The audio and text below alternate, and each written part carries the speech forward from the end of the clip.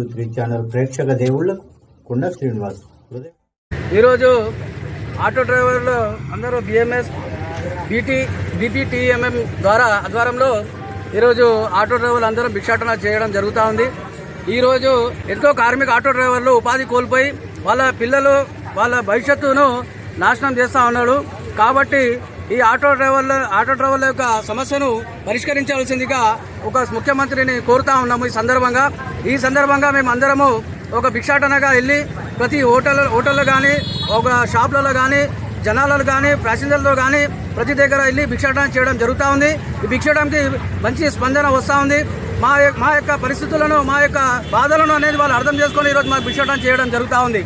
ఈ పేద ప్రజలకు ఈ జరుగుతున్నటువంటి అన్యాయం మేము మొత్తము ఈ కార్మికులు ఆటో డ్రైవర్లు అంటే మొత్తం లో క్లాసు అంటే మధ్య తరగతి వాళ్ళే ఈ ఆటో డ్రైవర్లు నడిపిస్తారు. కాబట్టి వీళ్ళ యొక్క బతుకు మీద ఆయన ఒక పేను అనుభవం లాంటిది ఫ్రీ బస్సులు తీసుకోవడం వల్ల మాకు చాలా అన్యాయం జరుగుతూ ఉంది. ఈ అన్యాయాన్ని అరికట్టాలని ఈ సందర్భంగా ఈ తీసుకున్నటువంటి నిర్ణయాన్ని విజయవంతం చేకూర్చాలని ప్రజలకు కూడా మా మీద దయగలిచి వాళ్ళు కూడా మాకు సహకరించాలని కోరుతా ఉన్నాము. అలాగే ఈ జరుగుతున్నటువంటి ఈ కేంద్ర రాష్ట్ర ప్రభుత్వాలు అన్ని ఆన్లైన్ సిస్టమ్ పెట్టేసి ప్రజల మధ్యతరగతి అందరికీ పొట్టన కొడతా ఉన్నారు. ఒక కిరాణా కొట్టులో ఏమైనా తీసుకోవాలన్న సరుకులు వాళ్ళకు కూడా ఇబ్బంది జరుగుతుంది. ఆన్లైన్ వల్ల కూర్చున్న దగ్గర వాళ్ళకి వస్తూ ఉన్నది. అలాగే మరి ఈరోజు ఆటో డ్రైవర్లు కూడా కూర్చున్న కాడ వాళ్ళ ఆటోలు వస్తూ ఉన్నాయి. అంటే మేము అడ్డాల మీద కూర్చొని 15-20 సంవత్సరాల నుంచి ఇక్కడ కూర్చొని ఈరోజు జనాల గురించి వేటి చూసాల్సి వస్తున్న పరిస్థితి జరుగుతూ ఉంది. కాబట్టి మా ఉపాధి కోల్పోవడం చాలా దారుణమైన పరిస్థితి మా జరుగుతూ ఉంది. మా పిల్లలకి స్కూల్ చదివించాలా కానీ మా పిల్లలకి ఏమైనా భవిష్యత్తు చేయాలన్నా కూడా ఈరోజు ఆలోచించాల్సిన పరిస్థితి ఏర్పడుతోంది. ఈ ఏర్పడడానికి కారణం ఎవరు అనేది మొత్తం ప్రభుత్వాన్ని ఒకసారి వాళ్ళు ఆలోచించాలి, పునరాలోచించుకోవాలని ఈ సందర్భంగా తెలియజేస్తా ఉన్నాము. అలాగే తక్షణం మాకు ఏదైనా ఈ ఓలా ఉబేర్ వల్ల కూడా చాలా నష్టపోతా ఉన్నాము. ఓలా ఉబేర్ వల్ల ఒక కుబేరులు బతుకుతా ఉన్నారు కానీ పేద ప్రజలు ఎవరు బతుకుతలేరు. ఆటో మాది, డ్రైవర్ మేము, డీజిల్ మాది, అంతా మాది. కానీ కూర్చున్న కాడ వాడు డబ్బులు సంపాదిస్తా ఉన్నాడు. కానీ పేద ప్రజలు పేదవాడు ఒక ఆటో డ్రైవర్ పొద్దున నుంచి సాయంత్రం నడిపిస్తే మనకు వచ్చేది 500-600 రూపాయలు.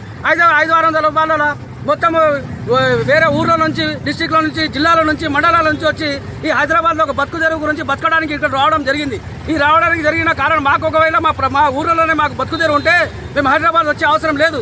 హైదరాబాద్ లో ఊర్లలో ఏం లేదు కాబట్టి మేము హైదరాబాద్ లో బతకడానికి వస్తే ఇక్కడ కూడా మా మీద అనుభవం లాంటిటువంటి డిసిషన్లు వాళ్ళు తీసుకొని మాకు పుట్టన కొడతా ఉన్నారు. కాబట్టి దయచేసి ఇంతకుముందు ఏమైనా ఇప్పుడు ప్రభుత్వం ఏదైనా వాళ్ళు ఒక సమస్యని పరిష్కరించాలని దాన్ని ఆలోచించుకోవాలి. ఏదైనా ఒక ప్రభుత్వం ఒక స్కీమ్ తీసుకొస్తే దాని వెనకాల ఎంత ఒక చైన్ సిస్టమ్ ఉంటుంది. ఒకరి మీద ఒకరు ఆధారపడి ఈ రకంగా ఆధారపడుకుంటా వస్తా ఉన్నారు. ఆ ఆధారపడుకున్నటువంటి ఒక సమస్యను వాళ్ళు ఫస్ట్ దాన్ని తెలుసుకొని దాని తర్వాత ఒక డిసిజన్ తీసుకోవాలని ప్రభుత్వాన్ని కోరుతా ఉన్నాము. తక్షణమే ఓలా ఉబేర్లను కూడా వాళ్ళని రద్దు చేయాలి. హైదరాబాద్ సిటీలో మాత్రం చాలా దారుణమైన పరిస్థితి. మళ్ళీ అందులో మాకు ఏదైనా ఒక కాగితం లేకుండా కూడా, ఇన్సూరెన్స్ లేకుండా కూడా మాకు వాళ్ళు ట్యాక్సులు కానీ వాళ్ళు ఏదైనా మాకు ఫైల్ చేస్తా ఉన్నారు. ఇన్సూరెన్స్ వల్ల లాభం ఎవరు జరుగుతా ఉంది?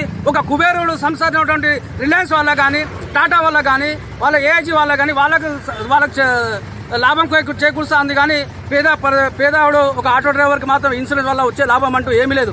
ఒకవేళ ఇన్సూరెన్స్ కట్టకున్నా వాళ్ళకి ట్యాక్స్ కట్టేది ఎవరు? మన ఆటో డ్రైవరే. ఏం ఒక చిన్న కాగితం లేకున్నా కట్టేది ఎవరో ట్యాక్స్ మళ్ళీ పేద ఆటో డ్రైవర్లే. కాబట్టి ఈ ప్రభుత్వానికి కూడా మా ద్వారా కూడా చాలా ట్యాక్సుల వల్ల కానీ దేని వల్ల కానీ కొన్ని ప్రభుత్వానికి మా ఆటో డ్రైవర్ల వల్ల కూడా వాళ్ళ ప్రభుత్వానికి నిధి అనేది వెళ్తా ఉంది. కాబట్టి మేము కూడా ప్రభుత్వంలో మేము కూడా భాగస్వాములు. ఆ ప్రభుత్వం నడపడానికి మేము కూడా ఒక ముఖ్యమైనటువంటి ఆధారము కలిగి ఉన్నాం. కాబట్టి మా మీద కూడా దయ కలపాలి.